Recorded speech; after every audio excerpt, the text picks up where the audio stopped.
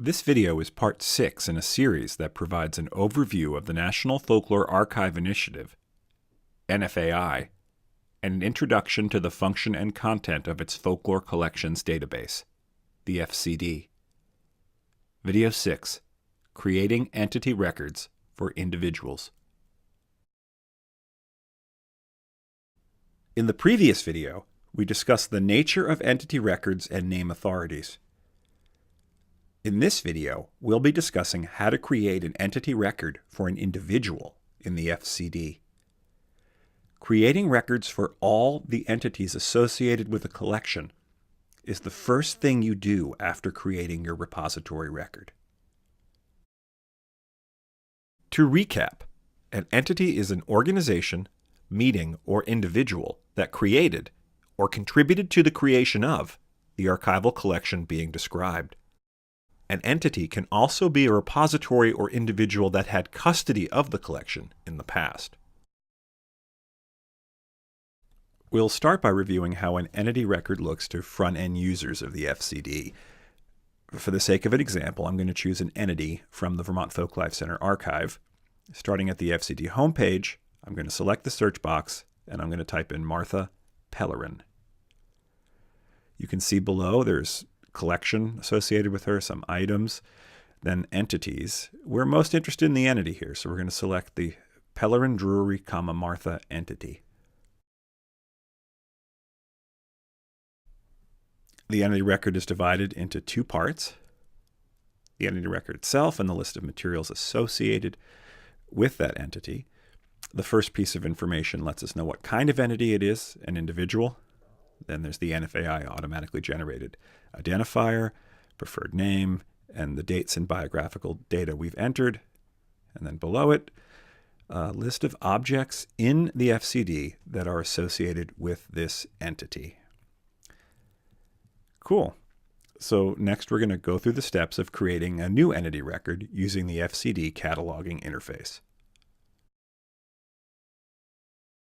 We're going to begin by creating an entity record for an individual. First, log into the cataloging interface using your username and password. From the cataloging interface homepage, click on the New menu and select Entity, Individual. This is the data entry form for an entity.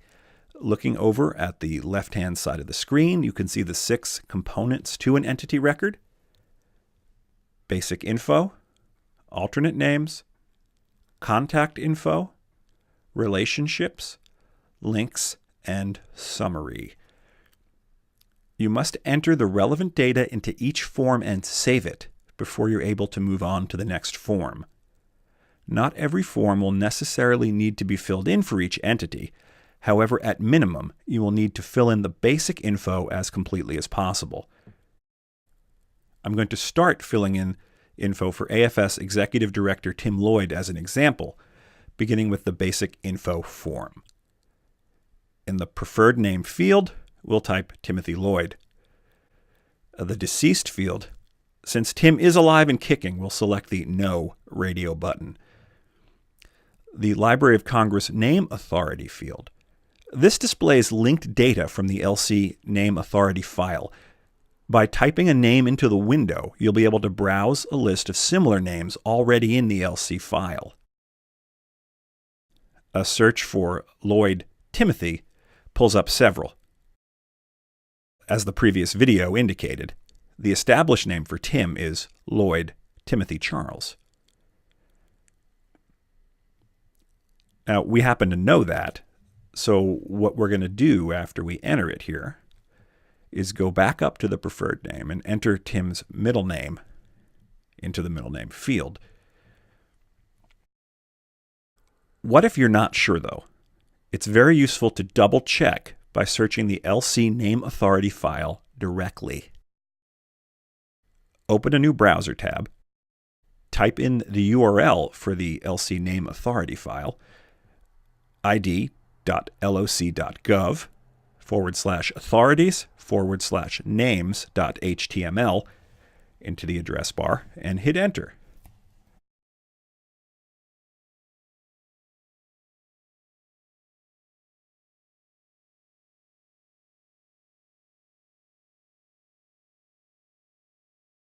In the search box, type Lloyd, Timothy,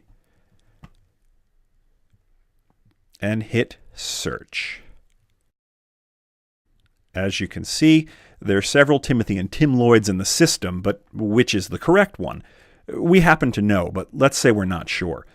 Looking at the list, there's several we can dismiss right off the bat. Since Tim is alive, Lloyd Timothy Peter, 1922 to 1944, isn't him for sure. Since I know Tim was born prior to 1963, that excludes Lloyd, Tim, 1963. That leaves three viable options: Lloyd Timothy Charles, Lloyd Timothy Cameron, and Lloyd Timothy 1946. Now we work by elimination. Let's start with Lloyd, Timothy Charles. Starting with the variance field, we can see Lloyd Timothy 1951.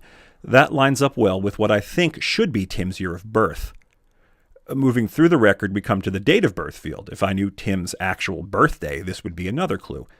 Finally, I'm going to review the sources, and bingo, these definitely seem to be the work of a folklorist. However, let's check the others just to be sure.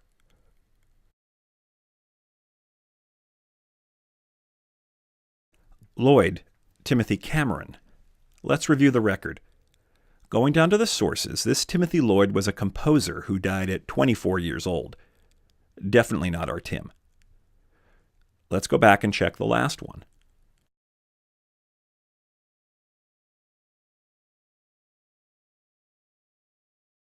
Lloyd Timothy, 1946.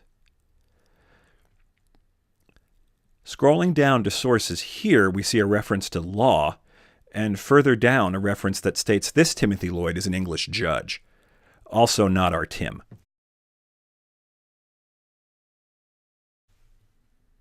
So let's just head back to the Timothy Charles Lloyd record, just to look it over. Yeah, we can be fairly confident this is our Tim. Now, one thing to make note of here is the ID number. 791-02374. If we compare that to the record, to the number in the record in the FCD, we see it's the same, 791-02374. That's the unique identifier for Lloyd Timothy Charles, and since they match up, we've selected the same Tim in both places. Now I'm going to clear out the URL, so I'll be ready to use the name authority the next time I need it. Now let's wrap up the basic information part of the record. Entity date. Since we know the year of Tim's birth, let's enter it here. The biographical or historical information field is helpful to users of the system. I've got Tim's bio prepared, so I'm going to copy it and paste it directly into the biographical or historical information field in the FCD. The source of the description is the American Folklore Society website.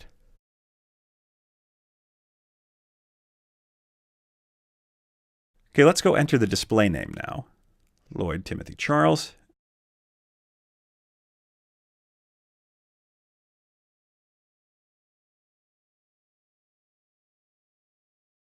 And then we'll review the record. So the name's in place, deceased no, the name authority, the bio. Access has got to do with access on the public side of the database. Status will say complete and hit save.